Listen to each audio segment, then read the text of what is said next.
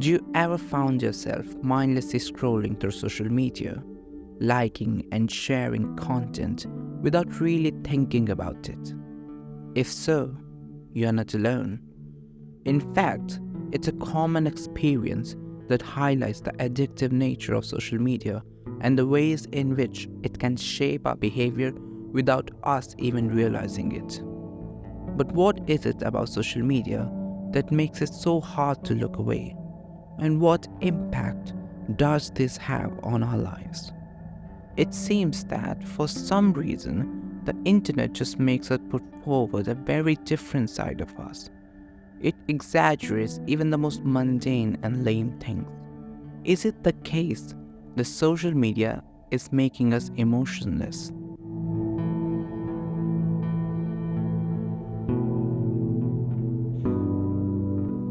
The thing that strikes me most about social media is how it has almost changed the way we consume things.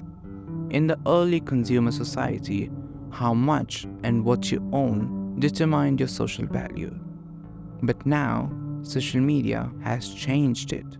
Now, it's not how much you own, but its appearance that determines your social value. Objects have been replaced with images. In societies dominated by modern conditions of production, life is presented as an immense accumulation of spectacles.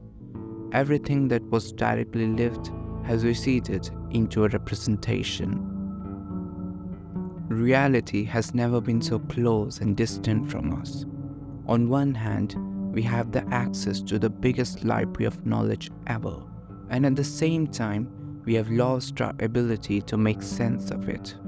You don't look around the world to try to make sense of the conditions given, but now a guy making YouTube videos tell you a story about how the world is working. Images have come to dominate us. We make and shape our reality according to what we see on our screens. Entire personalities are based upon some stupid theories of the internet. The whole introvert versus extrovert, alpha versus beta, brat versus demure. These are some of the many examples of it. Even though we at some level are aware that we should take them with nothing more than a grain of salt, still, it hardly bothers us anymore. It is not the things that they are saying that matters, but its contemplation. We don't directly participate in it, but its contemplation becomes everything. All people talk about is what this influencer said and how other one responded to it. Now, appearing in a certain way is more important than actually doing the thing. As Debord says, the spectacle presents itself as a vast, inaccessible reality that can never be questioned. Its sole message is, what appears is good, what is good appears. In a world that is really upside down, the true is a moment of the false. Now, posting a reel about saving animals is more important than actually going out and saving them. It does not matter how successful and intelligent a person really is, but all that matters is that they appear that way. An influencer may have a horrible relationship with their partner, but on social media, all that is replaced by their moments of togetherness that are probably staged. You don't need to be happy. As long as you post about being happy, you will be considered happy. It is not faking till you make it. Now, faking is making it. This results in where we are now. The shots about global hunger and kids starving are immediately followed by a shot with a guy throwing food everywhere. Beauty influencers spreading awareness about toxic beauty standards while also promoting a new foundation to hide your skin, or as I should say, according to the new rhetoric, embracing the skin. Anti-aging has been replaced by well-aging. Fashion influencers talking about the pollution due to fast fashion while also coming up with new trends. Self-help gurus talking about being strong and taking things as they are, while also complaining about literally everything. And then there are people like me talking about the harms of social media while also making clickbaits. Everything gets relabeled, packaging changes, new formulas come, but the inherent desire and self-hatred remains. I would like to say that they are not saying complete lies, but making and affirming the new reality, a reality of consumption, contradiction, and self-deception. They are but the way of affirming these ideas to everyone, so that no other thought can take place, everything becomes of it, and nothing escapes its realm. As Debord points out, the spectacle is not a collection of images. It is a social relation between people that is mediated by images. The spectacle cannot be understood as a mere visual deception produced by mass media technologies. It's a worldview that has actually been materialized, a view of world that has become objective. Its consequences go far beyond. The way we understand people around us is now mediated through these. Not only do we see people around us according to it, but also our relationships with our close ones get affected by it. The sort of assumptions we make about them, the new insecurities that get produced through it, all those challenges of asking their partner certain weird questions affect our relationship with our loved ones. Because some unknown person told you so, you are now fighting and spying on your own kids and partner. How sick it is. This is not to say that there are certain individuals responsible for it, but rather its reach transcends human autonomy. It is the larger structure that makes it and affirms it and makes it the reality and the dominant way of understanding. To understand it further, let's head back a few years ago. Theodor Adorno was an intellectual who fled Germany during World War II and came to America. He was part of the Frankfurt School and is best known for his extensive works in aesthetics and their implication on the larger social structures. When he arrived in America, he soon discovered how American culture was very much unlike Germany. Consumerism in America was nothing like that in Europe, and he devoted his work to this. One of the things he concentrated upon was how media and culture work alongside consumerism and even makes it the dominant mode of thinking. Though he was way back before anything like our social media existed, his works on mass culture can be pretty significant when applied to them, particularly his theories about the culture industry. To understand this, let's take an example. So let's say you are a normal person living in a small community. As a member of that community, you would have a certain role assigned to you, for which other members of the community depend on you, and similarly, you would depend on other people for various other things. In such conditions, your work will be very close to you. You will be able to see the fruits of your work through helping other people in that community. This will also gain you friends and support in that community. But what happens under our modern system is that though you will still be required to do the work and will depend on others, but now the competition is high. It's not just that you are the only guy who knows carpentry in your local community, but now you are not just competing with many talented people from your state, but also from around the world. Though this would create more efficiency, what will also mean that now you are easily replaceable by someone more skilled and with less pay. Everyone here is competing to get on top of others. Even people at higher positions themselves are threatened of being replaced by someone else with even more skill and efficiency. This creates a sense of anxiety. Nothing is permanent and everything can just crush in a blink. What happens then is that to mitigate this uncertainty, people start looking for certain rules that are well tested to give the most desirable outcome. That outcome being more profit. And once they find these rules, they stick with them and keep making some minor changes and adjustments with time. Though this is great for profits, This is the very problem that destroys any sort of creativity. Because people in this industry are now playing with tried and tested safe rules, no one is going to bother experimenting with something new. Why change anything if the current thing works? This results in the destruction of any sort of spontaneity and difference in the given field, and everything becomes homogeneous. Instead of creating something new, mass media/pop culture is more focused on creating more profit, which in a sense is understandable because for keeping their lights on, they need to make profit. But this compulsion towards profit leaves us with a mass culture, which is primarily based around creating profit. By emulating and remixing the old, tried and tested, everything gets confined to certain genres and cliches, where the outcome is more or less predictable. As Adorno says, in most cases, the artist has to follow the objective requirements of his product much more than his own urges of expression when he translates his primary conception into artistic reality. This is quite evident in contemporary fiction. Enemies to lovers, vampires, coming of age tropes. You can easily guess the ending in most of these. All we get is virtually the same thing over and over again, just repackaged as something new. Culture, in this sense, becomes indistinguishable.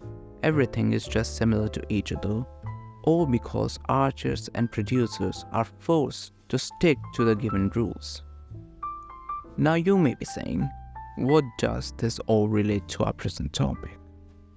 So if we look closely, social media also works in the same way, and in a sense, this homogenization is at its peak in social media. A scrolling on TikTok would easily show you how much everyone is copying each other, whether it is their editing formats, their way of speaking, dressing, or even just walking. New trends come and everyone follows them mindlessly, and after some time everyone starts to criticize it. For example, a few years ago, Colin Hoover's books were all over the internet. But now, everyone hates it. It is not that people were enjoying reading them. Surely people did not like it then as well. But just to go with the flow of trend, everyone made TikToks and reels about those books.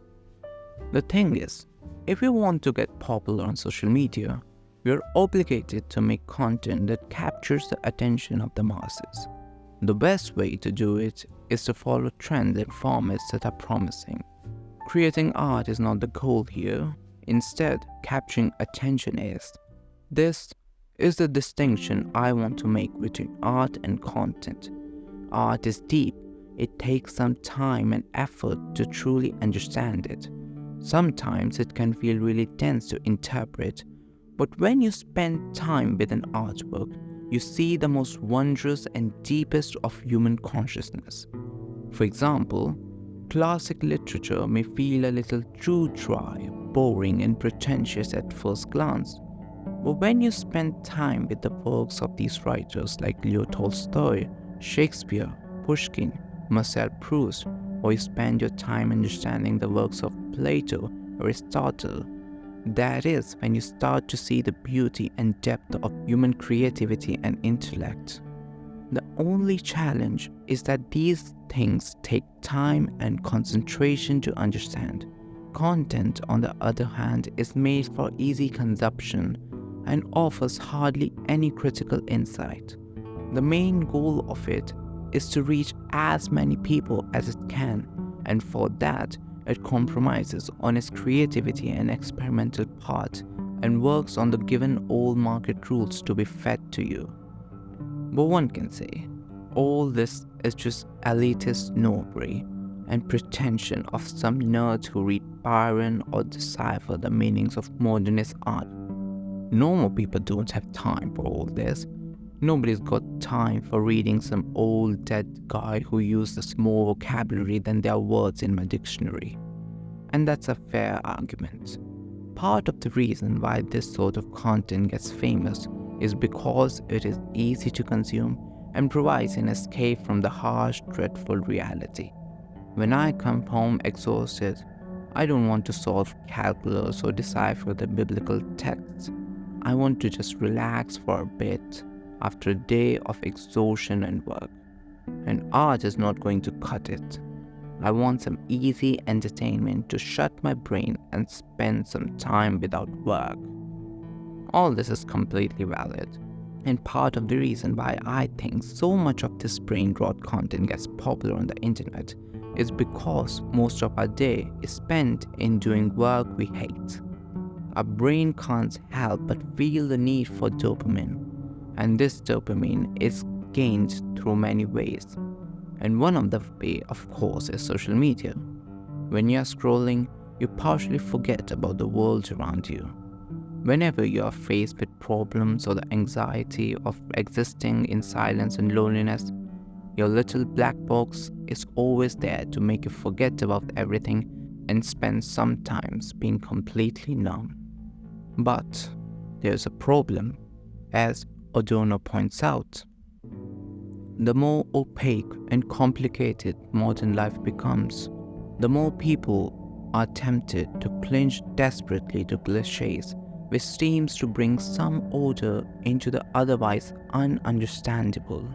Thus, people may not only lose true insight into reality, but ultimately their capacity for life experience may be dulled by the constant wearing of blue and pink spectacles. Think of all the times that you check your phone and scroll a bit during work. This gives you a moment of escapism, and it is really, really good at it. Time seems to suspend when you are scrolling. Hours pass by without feeling the magnitude of them, and all this makes one detached from everything around them. We don't choose what we are presented. The algorithm gods choose what choices you will have in choosing the type of content you watch. Not only that, social media shapes and mangles our desire to feel insecure to sell us more and more. It also tells what a perfect life should look like, what things you should have to be happy. As Debord points out, understood in its totality, the spectacle is both the result and the goal of the dominant mode of production. It is not a mere decoration added to the real world. It is the very heart of this real society's unreality. In both form and content, the spectacle serves as a total justification of the conditions and goals of the existing system.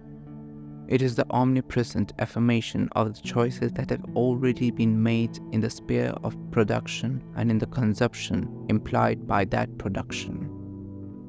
Influencers make themselves the archetype of a certain aesthetic and sell you this made-up lifestyle, claiming it to be the secret to achieve the kind of happiness they show you, when in reality, all their lifestyle is nothing but staged and made for selling you stuff. And it is obvious when we live such miserable lives of detachment and loneliness, of course we would be sold on the idea that having these certain things will make us popular and desirable among others. Behind the glamour of all this social media lies our very depressing reality, where everyone is in some way or another lonely and searching for a place in their lost community. But what is to be done? There are many answers to it. Of course, one and the best answer is to limit time spent on social media. Regulate what you watch and try spending days without it. You can also try spending more time in nature, meditate, or take a book. That's how I got control of my content addiction. It's not perfect, but it's still better. Spending more time reading and observing nature has been one of the best things I have done in my life. My anxiety levels have gone down. I feel more energized and focused. But I think, as I have many times said in this video, individual changes will be helpful, but the ultimate problem is more on the social scale.